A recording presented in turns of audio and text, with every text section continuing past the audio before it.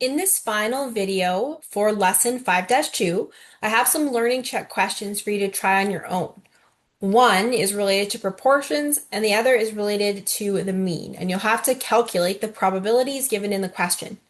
Please try these two questions and pause the video now. Once you're done the two questions, start the video again and I'll show you the answers. One important note is that I only put a box for the probability. If you want to do multiple steps, like a box to find the standard deviation or any other values you need, just add them along the side here, and you'll be able to find any extra values that will help you in your calculations for the question. Please pause the video now, and then I'm going to show you the answer when you press play. Thanks for trying the questions. I'll show you the answer now. The first question says a town keeps weather records. From these records, it's determined that it rains on an average of 37% of days in the year. This is a binomial type question where you have a percent, 37% chance rain. That means that there's two conditions, rain or not rain. 30 days are selected at random from 1 year. What is the probability that at least 5 and at most 11 days had rain? So basically, this is between 5 and 11 days having rain. To find those as percentages, I'm going to call them %1, P1, 5 out of 30. The reason I'm putting this as a percent is to make it match up with the 37 here. It should be a percentage. And then I've got a second probability, I'll call that one P2, that 11 out of the 30 days had rain. So on average, 37% had rain, and we want the probability that between about 16.7 and 36.7% of days have rain. If you want to find those probabilities, you will need the standard deviation. We require that. If you want to use the right notation, you can copy it. It's SDP hat. And for that one, the formula is always our square root of the population value, 37% times 1 minus the population value divided by the sample size n. For this question, I won't make you check all of the conditions. As we did in the other questions, all you have to do is calculate the probabilities. So because this is a between question, if I want the probability of being between these two values, I'll have to take my larger or higher value, the mean, which I didn't make a box for, so I'm just typing in the number. The standard deviation and cumulative is set to true as always, and then I'll subtract the smaller value, type in the mean just because I didn't make a box for it, the standard deviation, which I calculated, and cumulative always set to true. This should be about a 47% chance that you're between 5 and 11 days out of the 30 having rain, if on average in a country or a town, it rains 37% of the year. So this was your proportions learning check to see if you could find this probability. Then there is a learning check for the means type of question. A manufacturer produces 25-pound lifting weights. The lowest actual weight is 24 pounds and the highest is 26. Each weight is equally likely, so the distribution of weights is uniform. A sample of 100 weights is taken. What is the probability that the mean actual weight for the 100 weights is less than 24.9?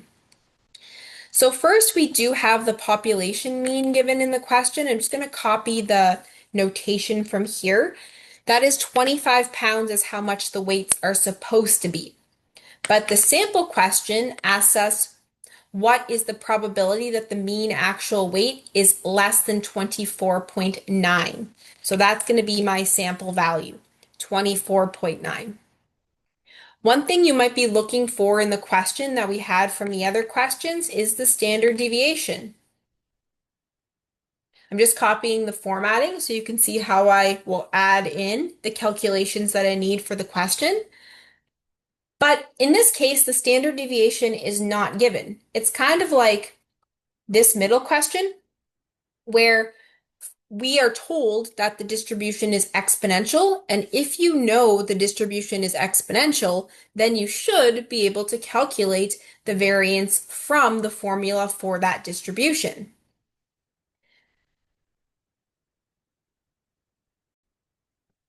I just headed over to lesson 4.2 on continuous probability density functions to show you the formulas for the uniform distribution. They are listed here, that you have your expected value for the mean and your variance formula. Just like we needed to use those ones for the exponential distribution, I'll just copy them down here so you can see them. The variance formula says if you want the variance, you have to take B minus A, so that's the maximum minus the minimum. So it'd be 26 minus 24. Need an equal sign to get Excel to actually calculate it, to the power of 2 divided by 12. So this is the variance of the original uniform distribution. If we want the standard deviation of the original uniform distribution, we have to take the square root of that value. However, we're still not done there because this is the standard deviation of the uniform distribution. To get the standard deviation of the normal distribution, you have to take that standard deviation from the uniform and divide it by the square root of n. Our sample size in this case is 100. Just like we did for all the mean questions, always take the standard deviation and divide by the square root of n. In this case, it was just a little bit of extra work to find the standard deviation because you had to calculate it using the formula for the uniform distribution. And that standard deviation should be 0.057735 approximately. Once you have all those numbers, we can find the probability that you get a mean weight of less than 24.9. For a less than probability, you just use norm.dist the way it is. You don't need to use 1 minus or subtract 2 norm dist like you do for between. Just norm dist is what you use for less than probabilities. This is the sample value. This is the population value. This is the standard deviation of the sampling distribution, giving you a probability of 0.04163 approximately. So those should be your two answers. This one was probably more straightforward. You just had to convert the 5 and 11 days into percentages. This one might have been a little trickier because it's more difficult to get the standard deviation. You had to get it like we did for this question, using facts about the exponential distribution, except for this one, you had to use facts about the uniform distribution given in the question in order to find the variation and the standard deviation of the sample. And that is it for our questions in lesson 5-2. First, we learned about applying this formula for the central limit theorem for proportions. Then we moved on to the formula for the central limit theorem for means. And we finally ended the lesson with 2 questions, one of each type, for you to try on your own. If you have any questions or had any difficulties with finding any of these answers, please contact your professor and I'll be happy to assist you. Thanks so much for watching. Bye.